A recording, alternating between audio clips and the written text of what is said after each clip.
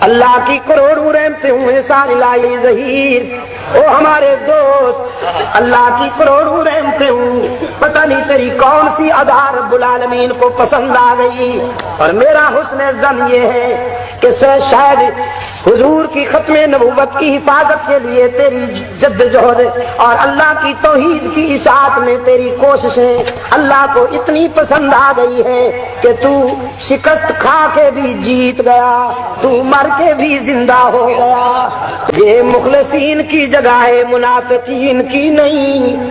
یہاں کھرے بلائے جاتے ہیں اور کھوٹے، اور سچو کو قبر بھی جنت البقیع میں عطا کر دی۔